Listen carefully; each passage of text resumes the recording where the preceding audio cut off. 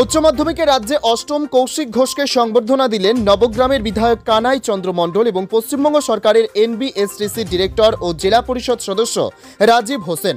উজ্জ্বল ভবিষ্যতের জন্য শুভকামনা জানিয়ে সব রকমভাবে পাশে থাকার আশ্বাস দিলেন তারা। জানা যায়, মুর্শিদাবাদের বহরমপুরের গোয়ালজান রেফিউজি হাই স্কুলের ছাত্র কৌশিক ঘোষ 489 পেয়ে রাজ্যে অষ্টম ও জেলায় প্রথম হয়ে তাক লাগিয়েছে। কৌশিকের বাড়ি মুর্শিদাবাদের বহরমপুর থানার রাধারহাট অঞ্চলের গোপজান্নাতপুর গ্রামে। এ খবর শুনে বৃহস্পতিবার দুপুরে গোয়ালজান রেফিউজি হাই স্কুলে পৌঁছে যান নবগ্রামের বিধায়ক কানাই চন্দ্র মণ্ডল ও পশ্চিমবঙ্গ সরকারের এনবিএসটিসি ডিরেক্টর ও মুর্শিদাবাদ জেলা পরিষদ সদস্য রাজীব হোসেন। এদিন ফুল দিয়ে শুভেচ্ছা জানানোর পাশাপাশি সংবর্ধনা তুলে দেন তারা। কৌশিকের সঙ্গে সঙ্গে তার বাবা মাকেও মিষ্টি খাইয়ে অভিনন্দন জানান রাজীব হোসেন এবং আগামীতে সব রকমভাবে পরিবারের পাশে থাকার আশ্বাস দেন।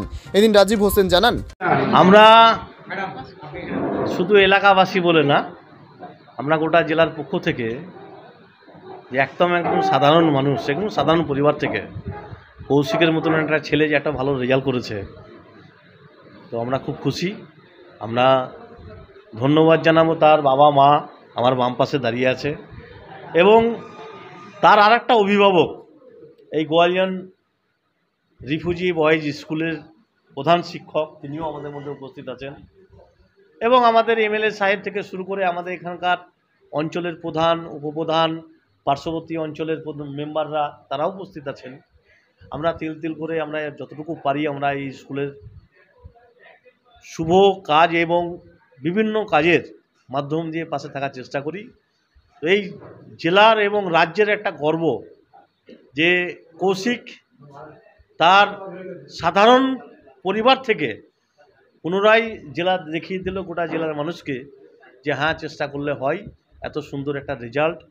আমরা ঈশ্বর এবং আল্লাহর কাছে প্রার্থনা করব তার কর্মজীবন এবং শিক্ষা জীবন যেন খুব আরও এগিয়ে যায়, তিনি আরও ভালো পড়াশোনার মাধ্যমে এবং কর্মের মাধ্যমে তার পরিচিতি, তার বাবা মায়ের পরিচিতি এবং স্কুলের নাম আরও সুনাম করুন।